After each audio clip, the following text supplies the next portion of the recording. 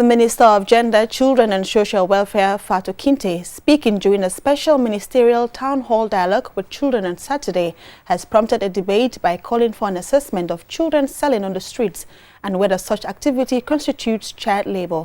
More in this report by Loliam Kamara. Children selling water, mints, fruits, eggs and other goods on the streets is a common sight in the Gambia. But when does such economic activity cross the line into child labor? Here is the Minister of Gender, Children and Social Welfare, Fatou Kinteh.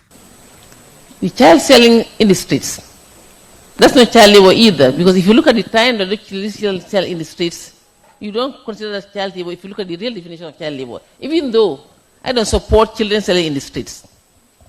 The children selling nana and water are exposed to violence and many other things. For that reason, I don't support them selling in the streets. The best place for children, we all know, is home and school or the dara. Minister Kinteh, further contextualizing the issue, called for a proper assessment of the circumstances behind children's street vending. Those children who sell nana in the streets, let's visit their homes and assess the home conditions and know the reason why the children are in the streets selling nana. If it is due to poverty, we have a strong social protection program. That can be extended to those families so that their children can stay at home and go to school. So I think this issue has been raised several times and it's becoming a case of concern. So we are going to look at this, work closely with the Ministry of Trade and other ministries and also GBOS, and try to look at those children selling in the streets. According to the International Labour Organization, an estimated 30% of children in the Gambia are involved in child labor.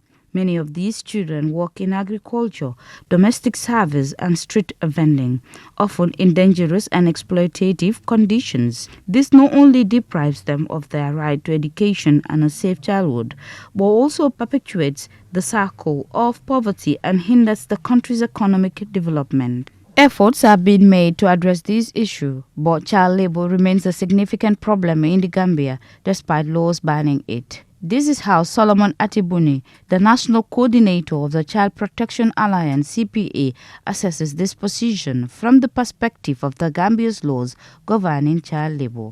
The most important thing is, even if assessment is necessary, it should go concurrently with protection. We have to protect the children. That's the first important thing.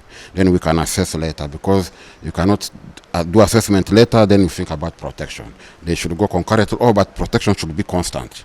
Then the assessment can chip in later. While poverty may be one of the factors pushing children into street vending, Gambian law makes clear that children's education, health, safety and development must be protected. In the Gambia, the challenge, therefore, is not only to determine whether a child selling goods is a child laborer, but also to ensure that every case is properly assessed and that the law is enforced where exploitation or harm is established. For QTV News, Loliam Kamara.